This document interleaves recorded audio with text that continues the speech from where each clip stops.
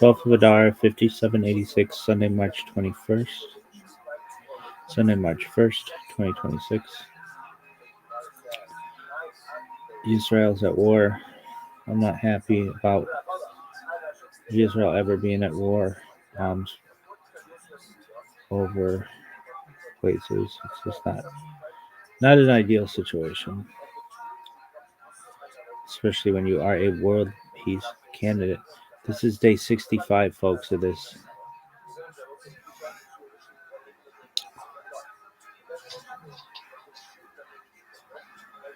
No one really knows for sure. Elu ve'elu divrei Elokim chayim, but this is the Mazor we live by.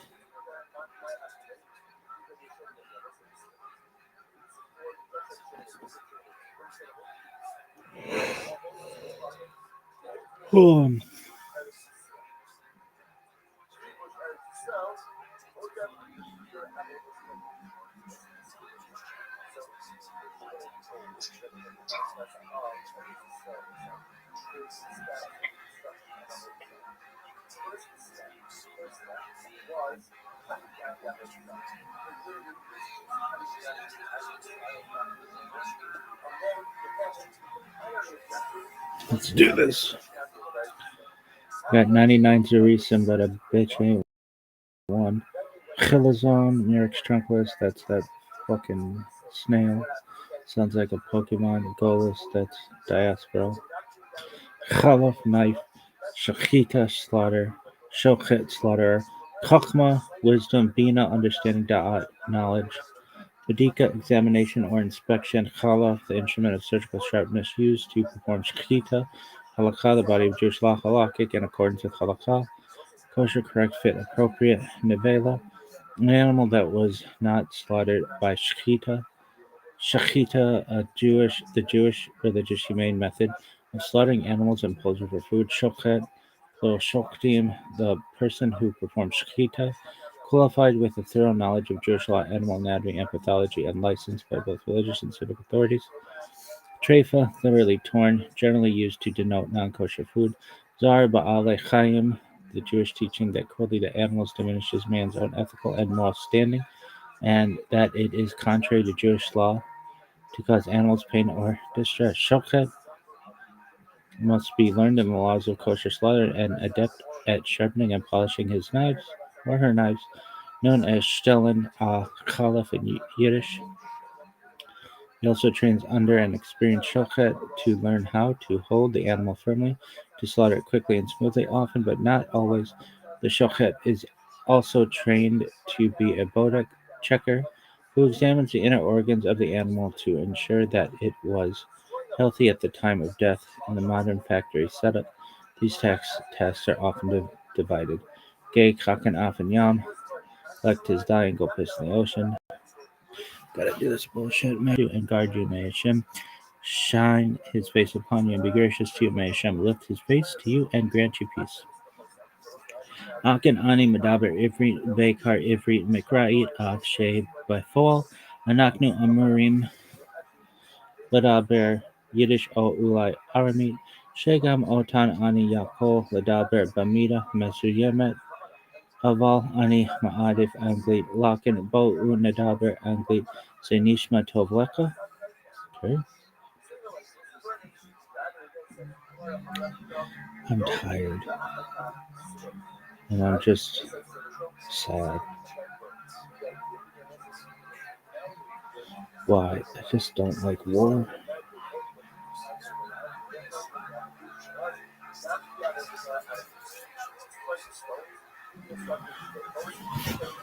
Hava, Nagira, Hava, Nagira, Hava, Nagira, Venismecha, Hava, Nagira, Hava, Nagira, Hava, Nagira, Venismecha. Hava neranena, hava neranena, hava neranena, venismecha. Hava neranena, hava neranena, Hava neranena ve'nismecha. Uru, achim, urakim b'lev sameach, urakim b'lev sameach, urakim b'lev sameach, urakim b'lev sameach, urakim b'lev sameach. Hey, hava, nagila hava, nagila ve'nismecha. Hava, Nagila Hava, Nagila Venisnaka, Hava Neranena, Hava Neranena, Hava Neranena Venisnaka, Hava Neranena, Hava Neranena, Hava Neranena Venisnaka. Akim, Urakim, Baletsameach, Urakim, Baletsameach, Urakim, Baletsameach, Urakim, Baletsameach, Urakim.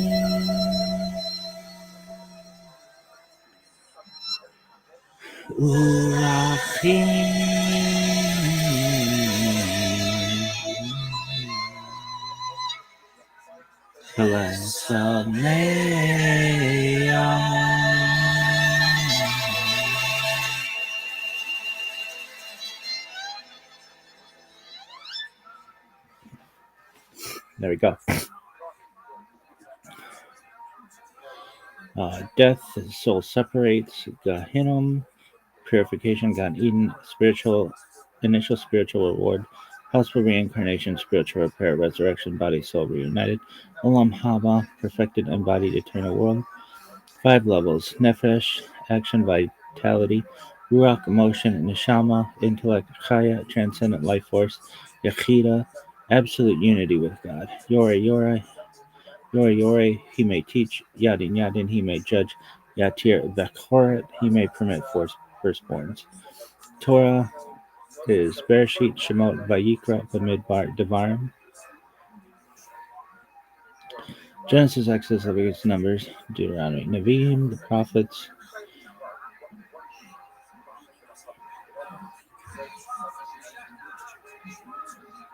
Yehoshua, Shoftim, Shmuel, Malachim. Joshua, Judges, Samuel, Kings. Latter prophets, Yeshayahu, Yirmiyahu, Yechezkel, Trei, Asar, Hosea, Yoel, Amos, Obadiah, Yonah, Micah, Nahum, Habakkuk, Zephaniah, Haggai, Zechariah, Malachi. Isaiah, Jeremiah, Ezekiel, Hosea, Joel, Amos, Obadiah, Jonah, Micah, Nahum, Habakkuk, Zephaniah, Haggai, Zechariah, Malachi. Ketuvim, writings, Tehillim, Mishlei, Eov, Psalms, Proverbs, Job, the 5 Megillot, 5 scrolls, Shir Hashirim, Song of Songs, Ruth, Micah, Lamentations, Kohelet, Ecclesiastes, Esther, Daniel, Ezra, Nehemiah, Nehemiah, Divrei HaYamim, Chronicles. Many contemporary Jewish communities have a special board to whom traveling collectors can present their bona fides, medical bills, letters from local rabbis, etc., in exchange for a letter of recommendation known as a hamlatza. A shadchan is a matchmaker who suggests prospective marriage mates and then coaches them through the dating process. The term is linked to the word shidduch, which means match. The technical meaning of the word of Aramaic provenance is actually to settle down, since the newly matched couple settles their differences before beginning their new life together. A shadchan can be either male or female, although a female matchmaker is more properly called a shadchante. Shadchanta in Yiddish and a shadchanet in Hebrew. The plural form is shadchanim in Yiddish. To suggest a shidduch is to read a shidduch, speak a shidduch. Shadchonas refers to the act of matchmaking, so you can say a shadchan is in the business of shadchonas, as well as the money traditionally given to the shadchan for his or her services, which would more accurately be referred to as shadchonas geld, shadchanas money. Rabbis, teacher, musmak, is a sovereign judicial authority. What classical smicha actually did. And the Talmudic system, smicha granted authority to judge capital cases, authority to impose knosot, authority to establish the calendar, membership in a Sanhedrin, jurisdiction rooted in Eretz Israel, land of Israel. Modern rabbis cannot execute, impose biblical fines, declare new months by testimony, recreate national sovereignty law. Musmak refers to a person who has received smicha in Judaism traditionally. Kavort refers to the basin or bowl used in Netilat Yadayim Neger Vaser. While not the cup itself, the kavort is part of the hand washing set, especially in Ashkenazi tradition. Alright, so yesterday was Sefer HaPeleah. Today it's Sefer HaZohar, Book of Splendor, the big one.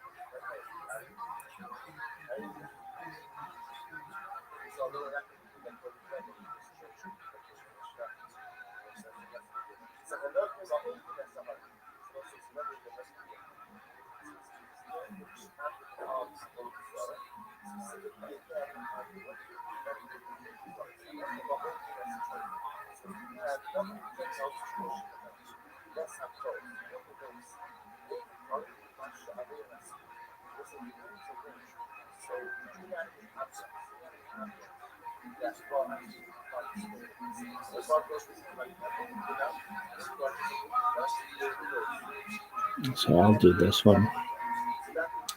Okay, Sefer HaZohar, Book of Splendor, Traditional Attribution, Rabbi Shimon Bar Yochai, Historical Attribution, Moses de Leon, Date of composition, historically 1280s Castile. Historical context, traditional view, revealed by Rabbi Shimon Bar Yochai Rashbi in the 2nd century, the Common Era, concealed for over 1,000 years, rediscovered and published in medieval Spain, seen as the hidden Torah, esoteric Torah, academic historical view composed in the 13th century Spain, likely written or compiled by Moses de Leon, reflects medieval Kabbalistic language and concerns Aramaic style is artificial stylized. Literary structure. The Zohar is not a single linear book, but a collection of mystical writings. Core components: Zohar on the Torah, mystical commentary on the 5 books of Moses, structured as discourses among Rashbi and his circle. Idra Rabbah, the Great Assembly, cosmic revelations of divine structure, detailed discussion of Partzufim, divine configurations. Idra Zuvta, the small assembly. Rashbi's final mystical discourse before death. Sifra di uh, Zin, Zinuda, Book of Concealment, extremely cryptic cosmological summary. Ra'aya Mahimna, the faithful shepherd, mystical interpretation of commandments, often considered a later layer. Tikkune Zohar, rectifications of the Zohar, 70 mystical interpretations of the word Bereshit, possibly later than the main corpus. Core theological themes of Sphirot, divine emanations, 10 dynamic attributes through which the infinite manifests, emphasis on harmony and imbalance with divine structure, Partzufim, divine personas, anthropomorphic, symbolic structures of divine interaction, expansion of earlier Kabbalistic models. Cosmic drama, human action affects divine realms, mitzvot repair cosmic fractures, sin causes disruption in upper worlds. Shekhinah, divine presence, feminine dimensions of divinity in exile with Israel. Redemption reunites divine masculine and feminine aspects. Torah as multi-layered. Peshat, simple meaning, remez, hint, derash, homiletic, sod, secret. The Zohar focuses on sod.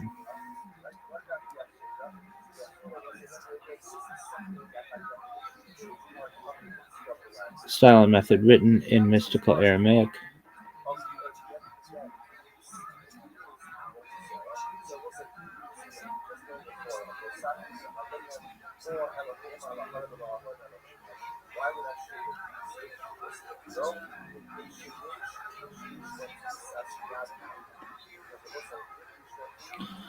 Dialogue format Rashbi and companions walking in Galilee.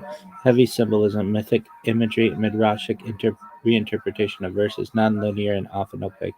Halakhic relationship. The Zohar rarely legislates directly, influences later halakhic custom, shapes Kabbalistic minhag custom, major impact on prayer practices, kavanot, mystical intentions, Shabbat rituals, mourning customs, authority and reception. Initially controversial, not universally accepted. Later embraced by Kabbalists, elevated by Sfat mystics, becomes foundational for later Kabbalah. In many traditional communities, the Zohar holds near canonical status. Influence on later movements. Major influence on Isaac Luria, the Ari, Sfat, Kabbalah, Hasidism, mystical prayer traditions, messianic movements. Theological innovations. Divine exile mirrors Jewish exile. Erotic symbolism in divine unity. Theurgic mitzvah performance. Human action affects divine structure. Mystical reading of biblical narratives as cosmic processes. Criticism and debate. Questions raised. Linguistic anachronisms, medieval Spanish context, absence of earlier citations. Defenses. Esoteric transmission, intentional concealment, multiple layers of composition. Length and scope. Approximately 2,500 pages in standard print editions. Multi-volume work. Dense, non-systematic, experiential. Overall importance. The Zohar is the foundational text of classical Kabbalah, the bridge between early mysticism and Lurianic Kabbalah, the theological backbone of later Jewish mysticism, one of the most influential works in Jewish intellectual history. It transformed Judaism from a legal textual civilization into a cosmic mystical drama of divine repair. Cool story, bro. All right, let's get back to.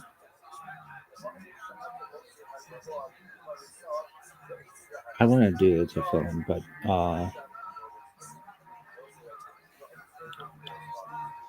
discussion. But we're gonna go back to Yiddish words. We're not too far away. Maybe in the next 2 weeks, 3 weeks, next month we'll be done. All right, Amachai, something so pleasurable I could re uh, raise the dead. That's what a Rebbetzin says after we struck Halavai. If only I wish Yiddish cop Jewish had. Yenta, it's a talkative bitch, kind of a fetish of mine. Talkless, brass tacks. No, snacking on pussy. It's to snack. Best shirt. That's a soulmate. Bashirta is a female soulmate, and Bashirta is a male soulmate. Mishmash, that's a mixture. Bupkis means nothing. Or beans. Good Yontif means happy holiday. L'chaim means to life. Parv, neutral. Glad kosher means smooth. Kosher, mensch. It's a good dude. I think mensch could be a thing for a woman. There's Eshek Chayil and Zedekas Froy as well. But I think you could use Gittel. Skoyak means is short for Yasher Koach, which is short for Yasher Kokaka, which means may your strength be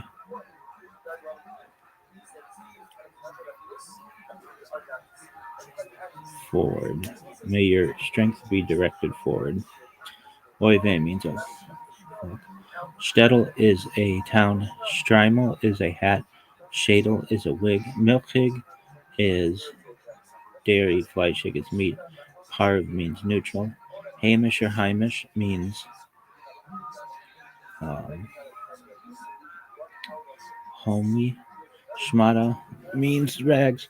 Shviger means mother-in-law. Chazir means pig. Chazar means to repeat. Schlep means to carry a burden. Meshuggah, wild and crazy guys. Gonf means thief. Yarmulka means could come from the Aramaic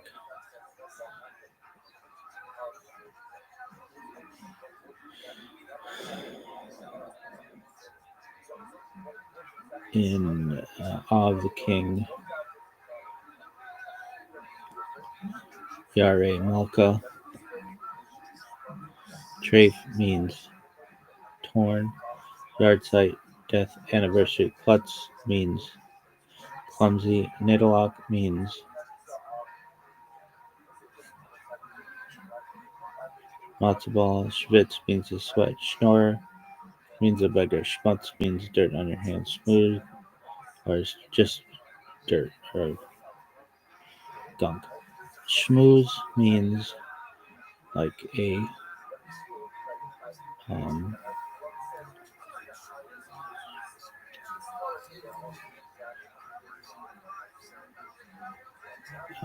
just have a conversation with someone. Mom's bastard. Benching is blessing. Shadchan is a matchmaker.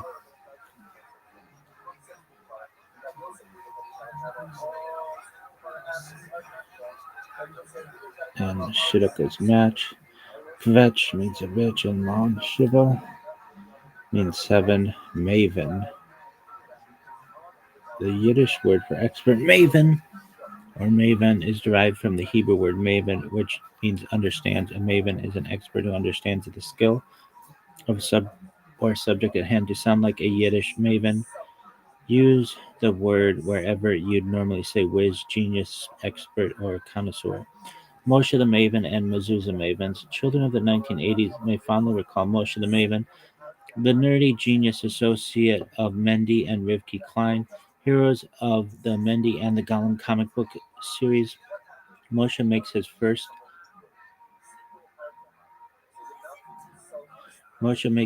appearance in Right Makes Might, in which he helps the Kleins and their pet golem vanquish a nefarious counterfeit mezuzah seller.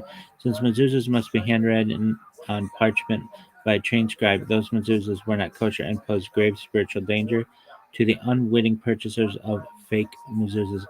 Even if you are not a comic book maven, the lesson is clear. It is imperative that every door of a Jewish home or business have bona fide kosher mezuzahs. So if yours may be iffy, or if they have not been checked in several years, take them to a Sofer Mezuzah Maven to make sure they are still up to snuff. It takes a maven. Rabbi Shalom Dover of Lubavitch was a deeply loving and devoted leader of the Jewish people. In fact, he was known to lavish significant time, effort, and attention upon the simple folk. The venerated Chassid, Reb Monia Mosenson, who was a gem dealer and an accomplished Torah scholar, once asked the Rebbe why he gave of himself so freely to people who seemed so ordinary. Instead of answering the question directly, the Rebbe began asking his visitor several questions about different gems and their comparative qualities. After listening to Rebbe Monia's explanations, the Rebbe asked if he could perhaps see some of his finest stock. They don't look very special, commented the Rebbe after inspecting several stones and hearing of their fine qualities. I don't see any unique characteristics. But Rebbe, the Chassids, replied, to understand gems, you have to be a maven. And to understand neshamas, souls, you have to be a maven, replied the Rebbe. Every neshama is a gem, and every person's soul is an actual part of God.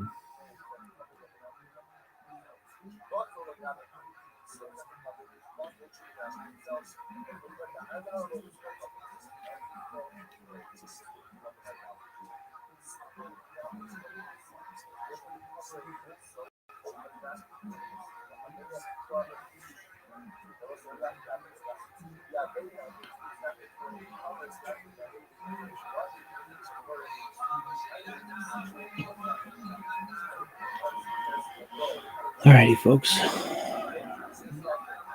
So that maven is our word of the day. All right, let's do the Chabad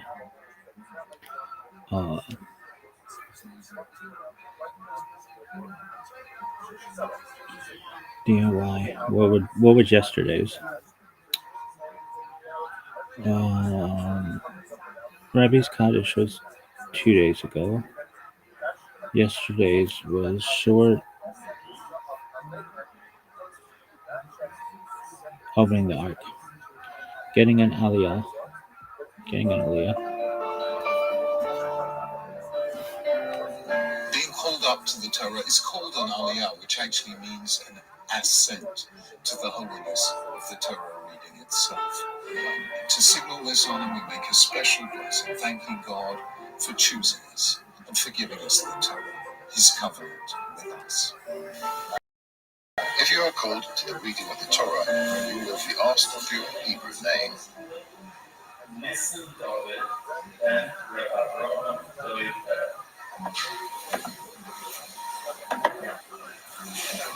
Nissim David ben Harav Avram Dovbe.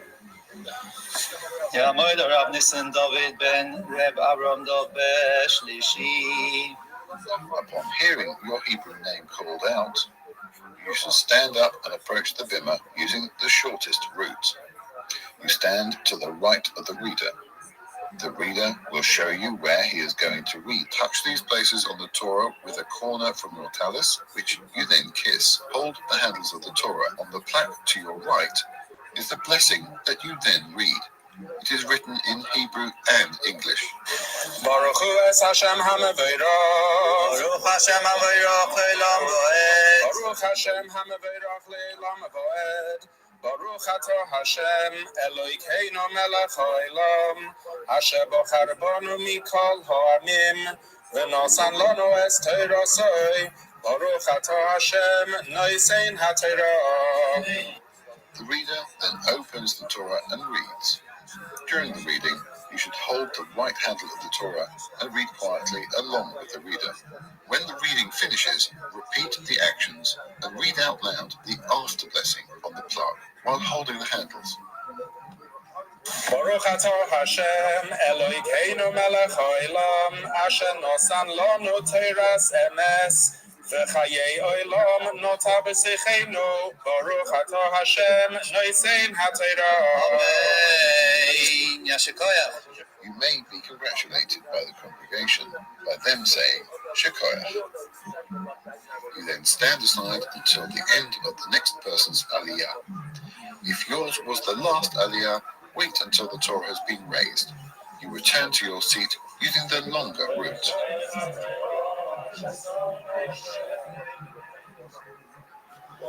Cool.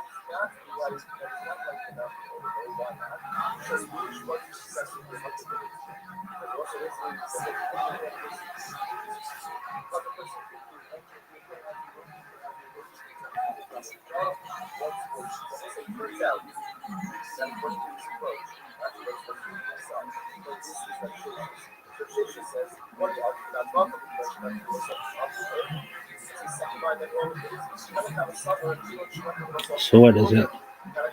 Reader calls Baruch Ed Hashem HaMevorach. Congregation responds Baruch Hashem HaMevorach Le'olam Va'ed. Person called to the Torah repeats Baruch Hashem HaMevorach Le'olam Va'ed. Blessing before the reading Baruch Atah Adonai Eloheinu Melech Haolam Asher Bakar Banu Mikol Hamamim V'Nintan Lanu Et Torato Baruch Atah Adonai Noten HaTorah. And then after the Torah reading, Baraka Le'achar HaKeriah Baruch atah Adonai Eloheinu melech haolam asher natan lanu Torah emet v'chayei olam na'ota b'tokeinu Baruch atah Adonai noten haTorah.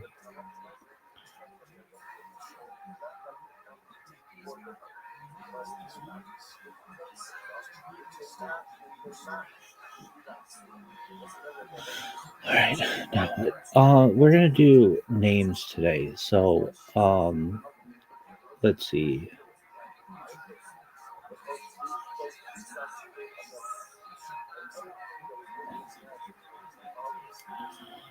Uh,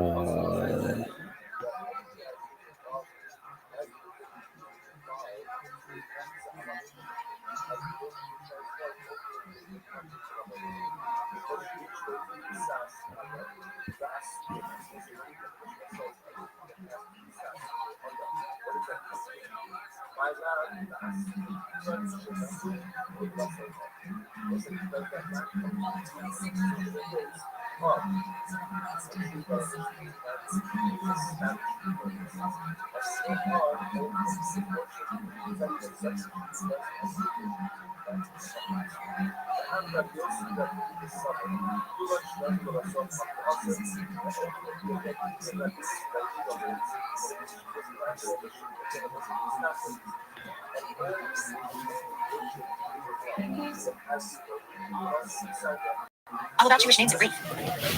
Name going by your Jewish name is a statement of pride in your Jewish heritage. The Jews of ancient Egypt, tradition tells us, kept their Jewish names. That's one of the ways they remained a cohesive people and merited redemption. There's more, your Jewish name is the channel by which life reaches you from above. In fact, the Kabbalists say that when parents name a child, they experience a minor prophecy, because somehow that child's destiny is wrapped up in the combination of Hebrew letters that make up his or her name. Granting a name in the presence of the Torah infuses the name with blessing. A girl gets her name at the Torah reading in the synagogue. The rabbi or Torah reader recites a prayer for the health of mother and child, and the father provides the name that the parents have chosen. Since the Torah is the source of all good things, granting a name in the presence of the Torah infuses the name with blessing. A boy is named at his brit milah, circumcision, when he enters into the covenant of Abraham and becomes a full-fledged member of the Jewish nation. Some details. Never got a Jewish name. Converting to Judaism. Select a Jewish name that resonates with you. Often, people choose a name that is similar to their non-Jewish name in sound and meaning, or both. Traditionally, Jews name their children after relatives or holy people. Sephardic Jews will sometimes name a child after a living ancestor, not so Ashkenazi Jews. Click here for more details. When we pray for someone, we have in mind that person's Jewish name and that of his or her mother. But when we call a man for an aliyah to the Torah, we use his Jewish name and that of his father. A change in name can result in a change of fortune. That's why, if someone is dangerously ill, we might provide him an additional name.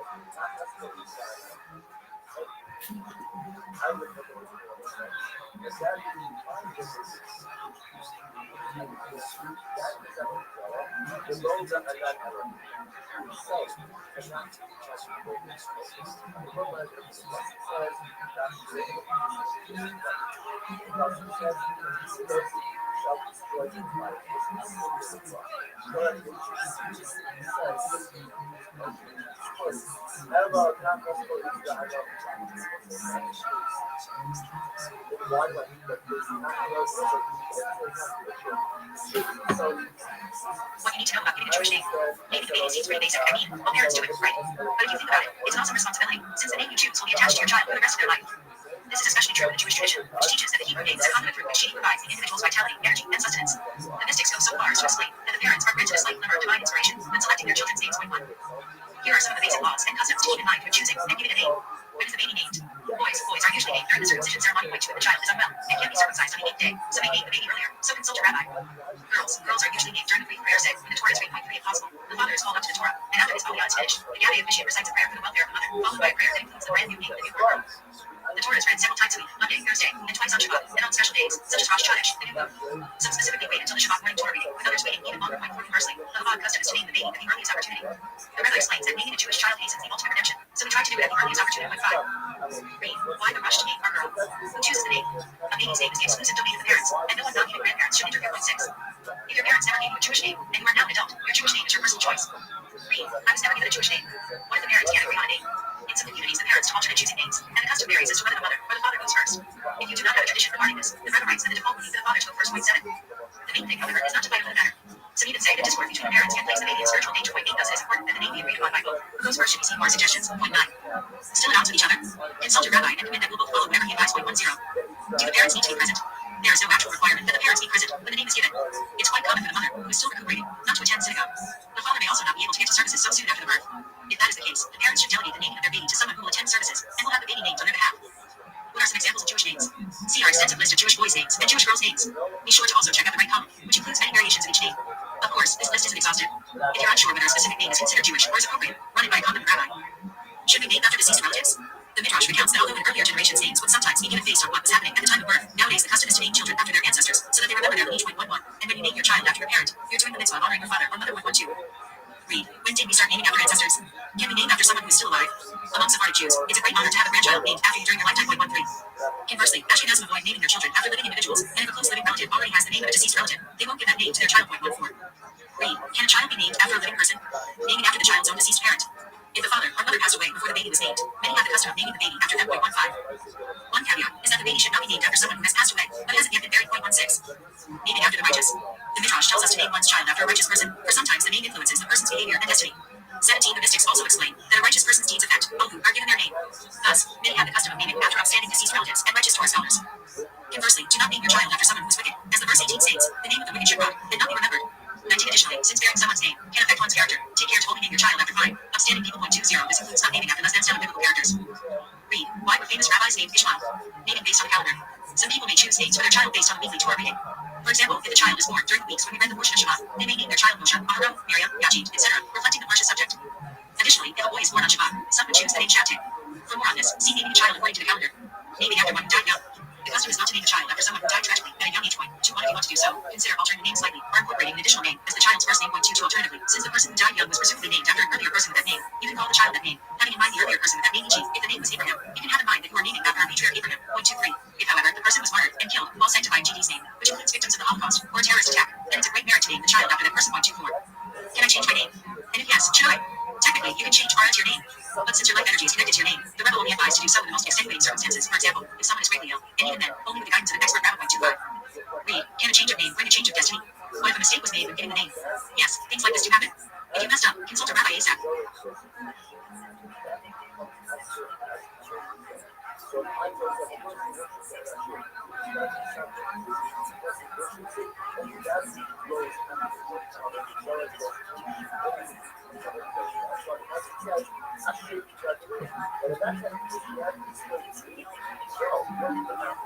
Why do I need a Hebrew name?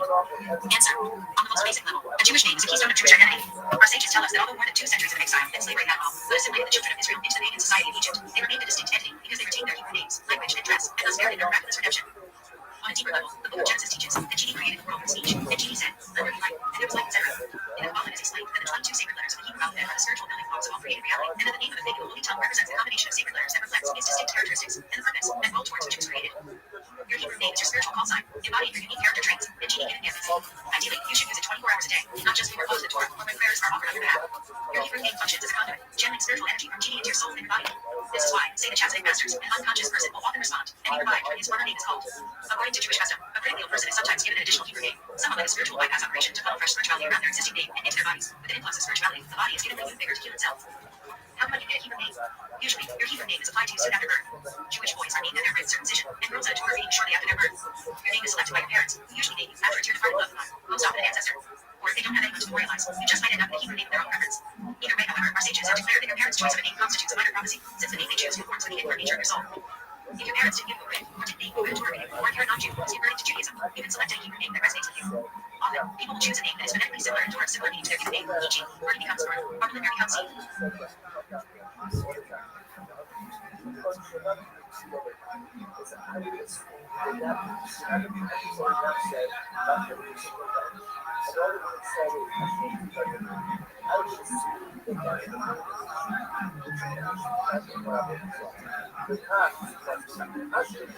Why the rush to name one girl? Question. We just had a daughter, and my rabbi told us that we should name her at the first possible opportunity. I understand that we name girls at the Torah reading, which can happen on Monday, Thursday, or Shabbat. That does not leave us much time to mull over the name. Why is that? Why don't we get a full 8 days, like we do before circumcising and naming the boy? Response. You are correct. The custom of Chabad and others is to name girls as early as possible. The Lubavitcher Rebbe of righteous memory explained that this is because the moment that you name your baby may very well be the moment at which the Jewish soul, which had been present from the moment of birth, enters her body, something that you surely do not want to push off. The Woodcatzer Rebbe, known as the Midget Elzer, once remarked that the only reason we wait 8 days before naming the boy is because the Torah specifically commanded us to wait that long before circumcising him. Otherwise, we would name him right away, as a person's Hebrew name serves as a conduit through which his Jewish self and life force enters. Sources. Lacuti Sitchin, Volume 14, p. 250, Darkei Hayim Shalom, 218.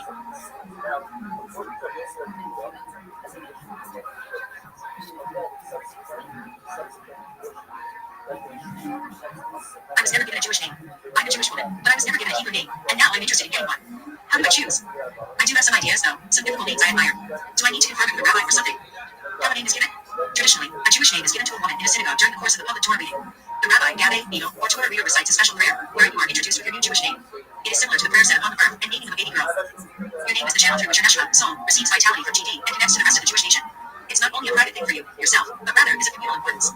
Therefore, the name is given not in your own living room, but in a synagogue in the presence of others. And since the Torah is the source of all GD's blessings, the name is given in front of the Torah, thus infusing the name with divine blessings. I suggest contacting your local rabbi and explaining your situation to him. There should be no problem in giving you a Hebrew name. If you're not connected to any rabbi, click here to find the rabbi nearest you. One more recommendation, if I may, receiving a Jewish name is a big step in your life. You will now become much more connected to your soul, whose powers will be expressed in the Hebrew letters of your new name. Now is an appropriate time to utilize this added energy by channeling it into the world of action. Choose a new mitzvah in which your soul can express itself. As a Jewish woman, I recommend starting with Shabbat candle lighting, a weekly act that brings life, spirituality, and serenity into your home. How to choose a name. You are free to choose any Jewish name that you find meaningful and or beautiful. Here are some helpful tips to keep in mind when searching for your name. Is there someone special in your family or community whom you'd like to memorialize by being named after them? You can choose to honor a departed grandparent or family member bearing their name. Was there someone in Jewish history whose legacy you find especially inspiring? You can express your wish that your life mirrors there, at least in some small way, by being named after them. Do you like the rate of your existing secular name? You can find a Hebrew name that sounds similar, like Miriam for money, Rita for Claire, etc. You can also choose to find a Hebrew name whose meaning parallels that of your current name, taking Malka for Regina, since both mean queen, etc. Another place to look is the time of year. Is your birthday or the time you are taking your name near a Jewish holiday or significant event in Jewish history? Perhaps you want to consider taking the name of the protagonists of that event. Editor's note: to learn about a specific name, see Jewish boys' names and Jewish girls' names.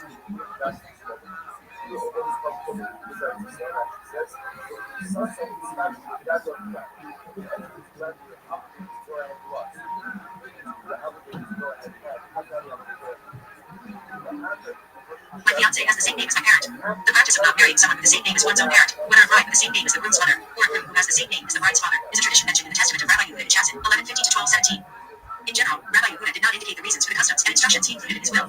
Nevertheless, many communities meticulously follow his instructions, as he was a well-known Kabbalist whose instructions are taken to have mystical significance and are accepted at face value, so to speak. Nevertheless, the concern is only when the exact and full Jewish names are identical, e.g., both mother and daughter-in-law are named Sarah Miriam. There is no concern at all if only one of the names is identical, e.g., Sarah Miriam and Sarah Leah. There is also no concern if only the civil names are identical, but the individuals' Hebrew names are different. This custom, in and of its own, is not a reason why to pass over a suitable prospective spouse. Rather, in an instance where the name of the bride or groom is the same as that of his or her future parent-in-law, a name can be added to the bride or groom, e.g., Yaakov can become like Yaakov. This is done in the synagogue during the course of a public Torah reading. Your rabbi can help you facilitate the naming. I hope this helps. Vidal Bickerman for AskTheRabbi@Shabbat.org.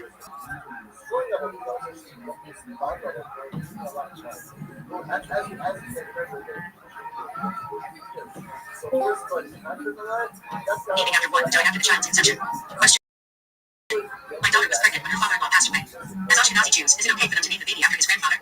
Some people have told me that it's inappropriate since she was already pregnant at that time that he died. What do you think? Answer. This question actually hits very close to home. A few years ago, my daughter gave birth to a baby on a Monday night. My mother-in-law, my daughter's grandmother, passed away 2 days later, on Wednesday night. On Thursday, a half hour after the funeral, the baby was given the name of her great-grandmother. Not only was it not inappropriate, it was considered a great merit for the soul of my mother-in-law that a child was named after her so quickly. It is proper, however, to wait until after the interment before naming a child after a deceased individual. So, by all means, if your daughter and son-in-law wish to name the baby after his grandfather, they should feel free to do so. In fact, for your son-in-law to name the child after his father is a beautiful way for him to fulfill the precept of honoring his father, even after his passing. I hope this has been helpful. Please feel free to contact me if you want to discuss this any further. Shai Sarah Silverberg. Shabbat.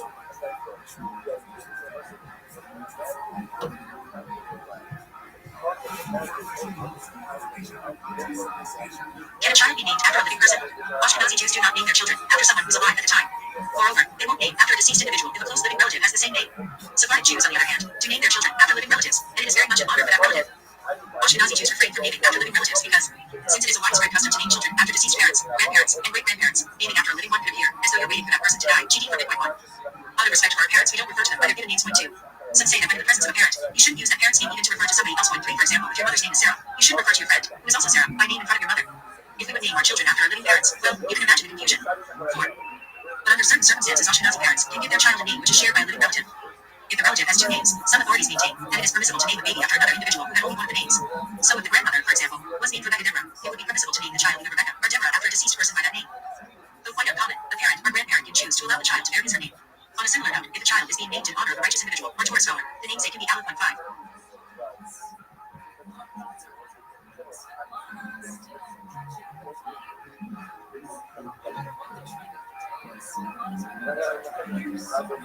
Naming a child after one died young. Question. I've heard that one should not name a baby after an individual who passed away young. Is this accurate or is this just a rumor? And what if that person was killed during the Holocaust? True that traditionally we do not name the child after someone who died young. In an instance where one wishes to name a child after such an individual, another name should be added to the child's name, and the other name should be the first one. For example, if the person who died young was named Rivka, the child can be named Shai Rivka. The above only applies if the deceased passed away from some sort of accident or was the victim of foul play. It does not apply if the person died of natural causes. Another exception to this rule is in Tzaddik, a holy individual who died at a young age. According to many, there is no issue with naming a child after him or her. In view of the individual's holiness, it is certain that no bad mazel will affect a child named after him or her one. All those killed in the Holocaust were martyrs who sanctified GT's name in unparalleled fashion. As such, it is the accepted custom and considered a great honor to name children after these holy people. Point 2. Best wishes, Rabbi Baruch S. Davidson.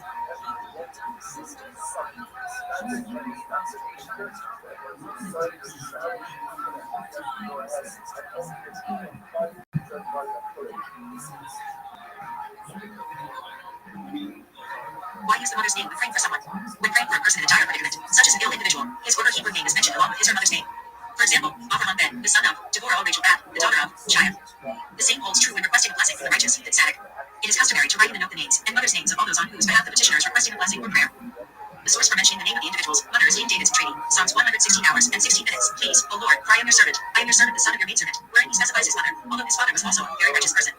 King David says, bring salvation to the son of your maidservant. We can always be sure who a person's mother is, whereas the father's identity is never absolutely unquestionable. When praying for someone's life, we obviously do not want to confuse his or her identity through using mistaken lineage. On a deeper level, a Jew's spiritual essence is inherited via his or her mother, as evidenced by the fact that Judaism is passed down matrilineally. When praying for another, we want to emphasize their essential and eternal link to GT, as derived from their mother's side. Ideally, Jewish name should be used for prayer. If, however, only the mother's non-Jewish name is known, it should be mentioned, as in Ben or Bat Elizabeth. In a case when the person's mother's name is entirely unknown, the ill person's name should be appended with Ben or Bat Sarah, referring to the matriarch Sarah, who is the mother of all Jewish people. When praying for a non-Jew, we mention the person's name, along with his or father's name. May we only need pray for continued good health for us all.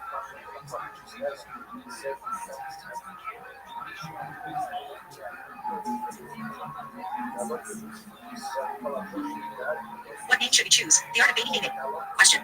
My wife has entered the 7th month of pregnancy, and we have started discussing names for our baby. She wants something traditional, but I want my child to be an individual, and I'm thinking of something more exotic. What does Judaism have to say about name giving? Answer. Choosing a name is a big deal. A person's name is not a mere label. It expresses the essence of its bearer. The letters that make up your name, its sound, and its meaning are descriptions of your soul. Only a prophet has the vision and foresight to know which name fits the soul of your child. You are that prophet. A certain name suddenly grabs you. Kabbalah prophecy to choose the right name for their child. This flash of insight can come at any time, but when it does, you just know you have got it right. A certain name suddenly grabs you, or gradually grows on you. It is divine inspiration leading you to give the name that truly belongs to your child. Look through the names of the great characters of Jewish history, or the names of grandparents who have passed away. If one of these names jump out at you, it may indicate that the child has a spark from that person's soul, or may even be their reincarnation, and will emulate the positive traits of that person. Souls tend to stay in the family, and a child named after a departed loved one will continue to carry their flame. Originality should not be a factor in choosing a name. Trying to be different from everyone else means basing your choice on everyone else. This can hardly be called individuality. But giving your child a Hebrew name that both you and your wife agree upon means giving a name that is true to your child's unique soul. Remember, you are not just naming a baby. You are also naming a teenager, an adult, and a senior citizen. Today's school names will be out of fashion by the time your baby starts teething. Use your chance to be a prophet for a day, and choose a name that describes your baby's soul. Editor's note, to learn about a specific name, see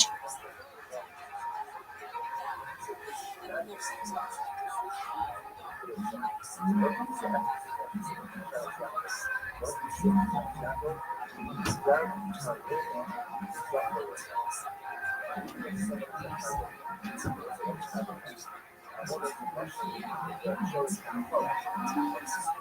did we start naming after ancestors? Question. Why do many Jews today name children after deceased relatives, recycling the same names over and over again? This does not seem to have been our way in the biblical era. Answer. You are correct. Very few people, if any, seem to have been named after relatives in biblical times. Instead, children were named after the circumstances of their births, or other memorable events. In this, they were following the example of the very first two biblical names. Adam was named for the Adama, earth, from which he was formed, and Eve, Java, was thus named for she was the mother of all child life. By the Tannaitic period, over 2,000 years ago, things had changed, and the custom to name children after ancestors became prevalent. Why is this? The sages of the Midrash discuss this question. 1. Rabbi Yossi was of the opinion that because of the instability of the times, people feared that their children would forget their heritage. Naming children for their grandparents was a way to foster a sense of continuity and purpose. In contrast, in biblical Israel, people had long lifespans and a strong cultural identity, and so people had the confidence to use some creativity in name giving. Rabbi Shimon ben Gamliel, who himself was part of a famous chain of Gamliels and Shimons, taught that our ancestors had divine inspiration to guide them to the appropriate name for their kids. We, however, who do not merit such insight, name our children after our parents. Nevertheless, the great Kabbalist, Yari, asserts that whenever parents give a child a name, a spirit of prophecy is somehow involved. So, in truth, the significance of a given name, in addition to its connection with an ancestor, has real meaning in that child's life. Please let me know if this helps. Yours truly, Rabbi Menachem Posner.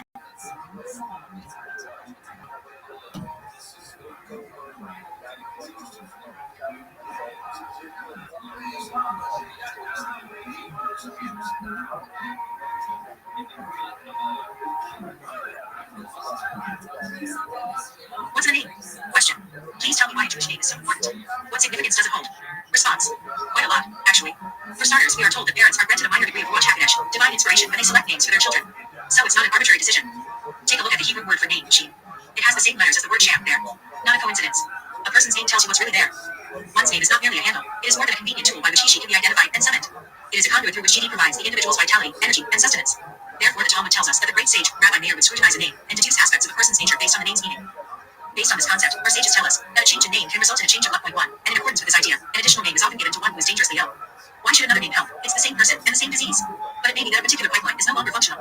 In this event, a name is added to allow for a broader flow of divine energy to the affected individual. Malkeach.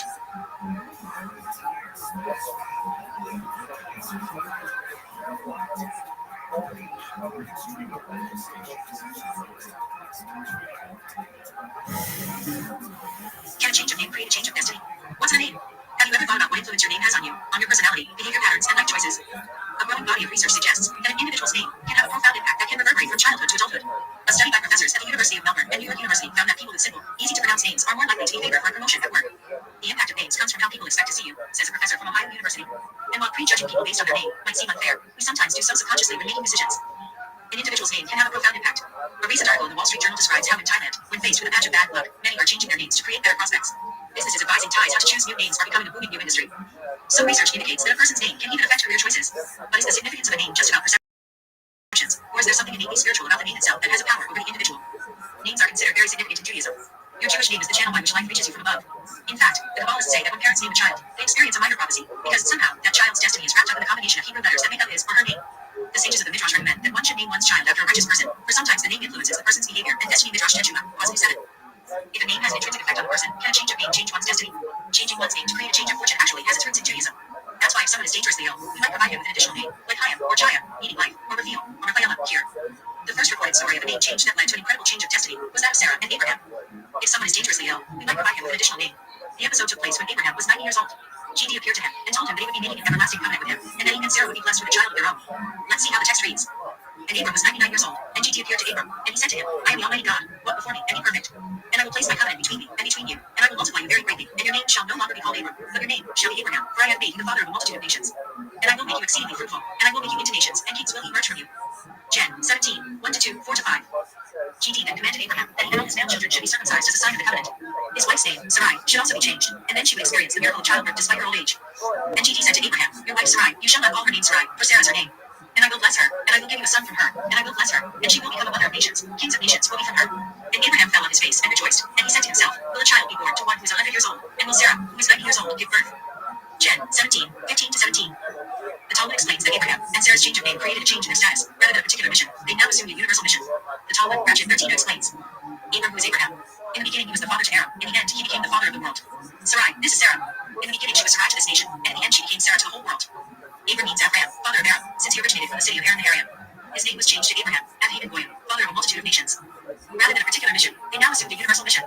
The Malbim Gen. 17:15 expounds. Sarai, given her name by Abraham, means Sarah Shelley, my princess and superior. Abraham was now commanded that in his new status of Abhaven Goyim, the father of a multitude of nations, his wife, too, was to take on a more universal status which would be reflected in the name, Sarah, princess par excellence, and not just princess of Abraham. Let's take a closer look at the text describing these name changes. GD told Abraham, your name shall become Abraham. Regarding Sarah's name change, on the other hand, the text reads, Sarah's her name. Abraham required an added dimension and spiritual transformation to become Abraham. Sarah, though, already was Sarah. The Talmud, Yerushalmi, Sanhedrin 2, 6 explains. Rabbi Huna said, quoting Rabbi Rothschild, the letter Yod which was removed from Sarai's name was divided into two letters. One He was added to Abram, and the other to Sarah. The change in Sarai's name involved the division of the Yod of Sarai into two He's. Yod, numerically equivalent to 10, was split into two He's, numerically equivalent to 5, to share of Sarai's spirituality. Therefore, the text reads, Sarah's her name. Sarai already represented all the spirituality of Sarah. In fact, this Yod taken from Sarai's name was later added to her descendant's name, Joshua, Moses' successor. He was one of the 12 spies sent to survey the land of Israel. Though his name was originally Hoshea, Moshe changed his name to Yehoshua, Joshua, gifting him with the presence of Sarah's spiritual Yod. This gave him an added dimension of spirituality, so that he would have the courage to withstand the plot of the spies and bring back a true, positive report about the land to the Jewish people. His new name achieved the sought-after results, as only he and one other spy refuted the other's negative report. Aside from teaching us about Sarah's incredible spiritual strength and her ability to share it with others, the episode demonstrates that there's more to a name than meets the eye. So what's in a name? Apparently lots. A name connects us to our soul. It provides us with spiritual ammunition, allowing us to access spiritual strengths we may have never known we had. A name connects us to our soul. How about you? What's your Jewish name? Do you use it proudly? Is it time to research what it means, and what hidden spiritual powers it holds? Let's review. When Abram was 90, GD appeared to him to make an everlasting covenant, change his name, and inform him that he would have a child from Sarah. Abram's name was changed to Abraham, meaning the father of a multitude of nations. With his new name, he underwent a spiritual transformation, and was entrusted with a universal mission. GD also informed Abraham that Sarai's name would now be Sarah, a princess for the whole world. The letter Yod, which is numerically 10, was taken off of Sarai's name and split into two He's, numerically 5. One He was added to Abram's name, and the other one to Sarah's name. Therefore the text says, Sarah's her name. She already encompassed the full spirituality of her name. Sarah's yod was later added to Joshua's name to provide him with extra spiritual strength to negate the spies evil report on the land. When parents name their child, they experience a minor prophecy. A name connects an individual to his soul and can affect his destiny. What's your Jewish name?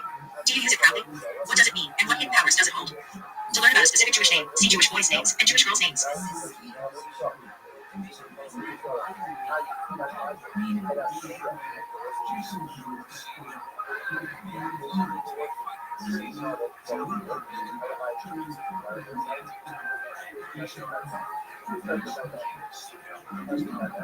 Why is there, sometimes, a silent S in Yisachar? In the Torah, the name Yisachar, Jacob's son, is always written as with 2 sins. However, there are 4 different general customs regarding how to pronounce the name. 1. The name is always pronounced Yisachar, with 1 sin. Point 1. This is the prevalent custom.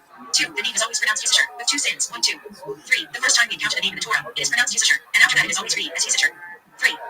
4. Until the Torah portion of Pinchas, the name is pronounced Yisachar, and from the Torah portion of Pinchas and on, it is read as Yisachar. 4. Many of the classic biblical grammarians, such as Rabbi Avraham ibn Ezra 5 and Rabbi Dada Kinchi, Radek 6 are of the opinion that, simply in terms of correct Hebrew grammar, the name is pronounced Yisachar, with 1 sin. Others, however, strongly disagree. 7. It should be noted that while the more prevalent custom is to always pronounce the name as Yisachar, one should follow the custom of his community when reading from the Torah. What is the reason for these varying customs, and why is the name commonly read as Yisachar? The naming of Yisachar. The Torah describes the birth of Yisachar with an enigmatic story. Reuben went in the days of the wheat harvest, and he found 2 fertility herbs in the field, and brought them to Leah, his mother. Rachel said to Leah, "Please give me some of your son's due name." She said to her, "Is it a small matter that you have taken my husband, that you wish also to take my son's due name?"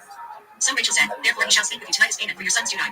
When Jacob came from the field in the evening, Leah came forth toward him, and she said, "You shall come to me, because I have hired you with my son's due name." And he slept with her on that night. GD hearkened to Leah, and she conceived, and bore Jacob a fifth son. Leah said, "GD has given me my reward for having given my maidservant to my husband." So she named him Yisachar. Point 8. The secret of the silent sin. The root of the word Yisachar, secher, means reward, payment, or rental. Thus, some commentators explain that the reason the name contains the 2 successive sins is that one expresses Leah's gratitude to GD for having been paid her reward for giving Rachel the Dunai, a fertility herb that would help Rachel conceive more easily, and one alludes to the fact that she granted the privilege of being with her husband an extra night, and thus became pregnant. Point 9. Accordingly, Don Sedgwick explains, the second sin of Yisachar is silent since it alludes to the payment for marital relations, and is best kept private. Point 10. Yet some explain that the name is pronounced with both sins when it is first read, so that we know the proper name. Point 11.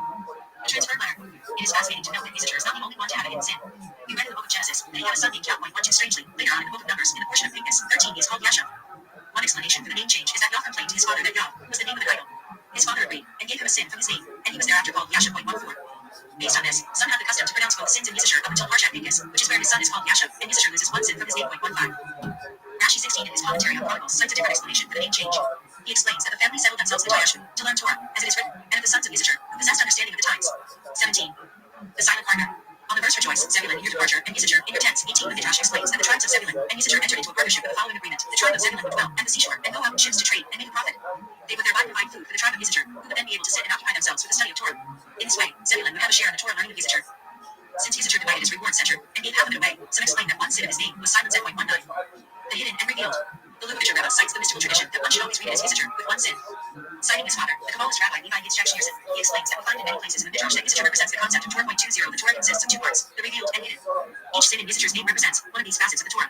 The first sin, representing the revealed aspect, is read out loud, while the second sin, representing the hidden and mystical aspects of the Torah, remains hidden and silent. Point 21.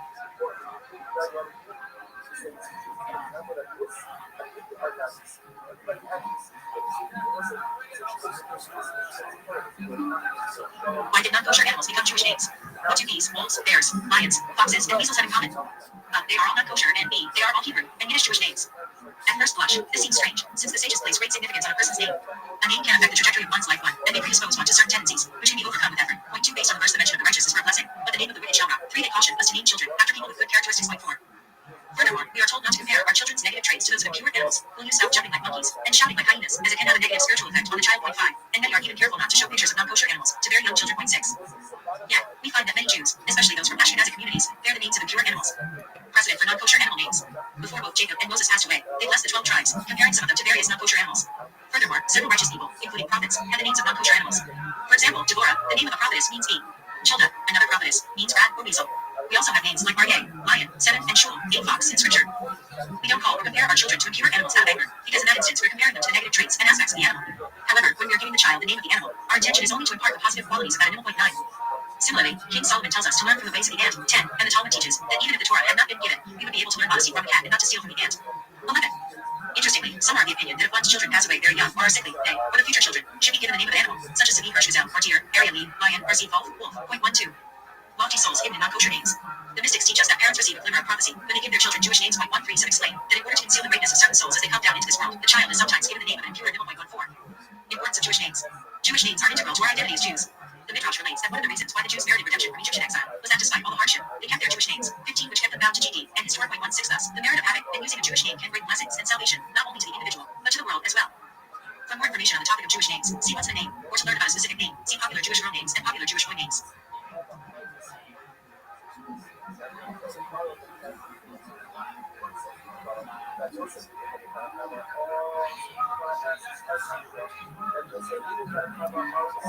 Why were there famous rabbis called Ishmael? Is Yishmael a Jewish name? Every day in our prayers, we recite a teaching in the name of Rabbi Ishmael. Now, why would he be named after Ishmael, who was expelled by Sarah and Abraham with GD's approval due to his sinful behavior? Don't we have a custom not to name a child after a wicked person? Reply. Indeed, there have been a number of righteous people named Ishmael, including the rabbi mentioned, who was a leading sage in the times of the Mishnah and a colleague of Rabbi Akiva. And there was also the famously righteous high priest during the Second Temple era, who was one of the 10 martyrs killed by the Romans. How is this okay? We read in Proverbs the name of the wicked should rot and not be remembered. One the Talmud interprets this to mean that one should not give a child the same name as a Rasha, a wicked person would. Additionally, the rabbis explain that bearing the same name as a wicked person can adversely affect the child's spiritual way. Based on this, we don't give our children names like Esau, Amalek, etc. So why is Ishmael different? The power of repentance. Some explain that we only don't name after a sinner who died without repenting. According to some opinions, although Ishmael had his ups and downs, ultimately, he repented and was considered righteous going forth thus. The injunction against naming after the wicked would not apply to him. 5 for more on Ishmael's fascinating life. See Ishmael, Abraham's other son. Not all sources agree that Ishmael repented before he died. 6 according to them. Why are there righteous Jews in our history who bore his name? A divine name. Ishmael has the rare distinction of having a name that was chosen by Jedi himself. Indeed, we read, meaning to the LRD said to Hagar, concubine of Abraham, behold, you will conceive and bear a son, and you shall name him Ishmael. For the LRD has heard your affliction. 7. The commentaries explain that since the name was chosen by GD himself, the injunction against naming after the wicked does not apply. Named after all, the name Ishmael means GD, should hear, which has the most beautiful and spiritual connotation. So Ishmael was not wicked because of his name, but in spite of it. As such, Jewish parents wishing to name their child Ishmael are free to do so. For more on Jewish baby naming, see the Hebrew name, all about Jewish names.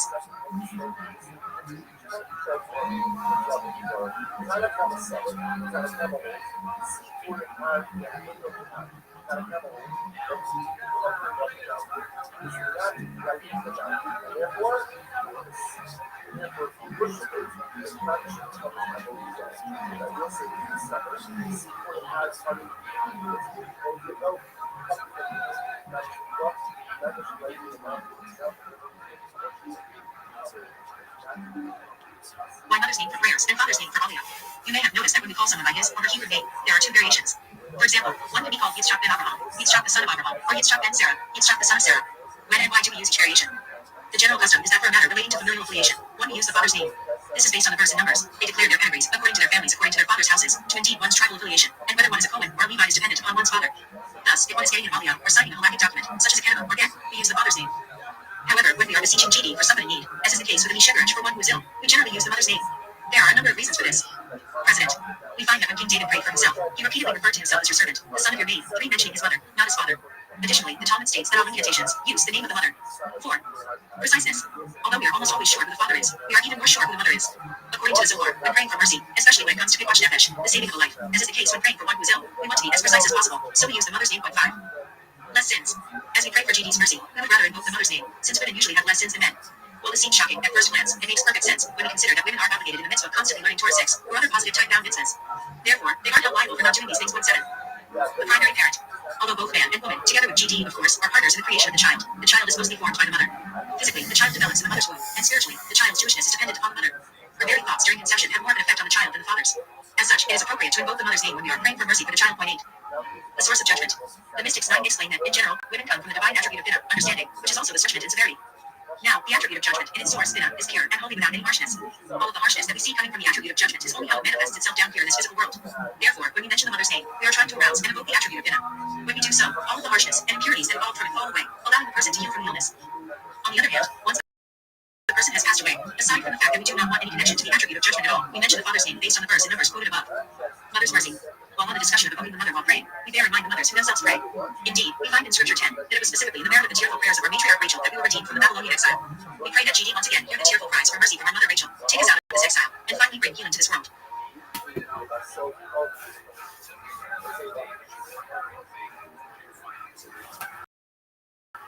You're fine. Go fuck yourself.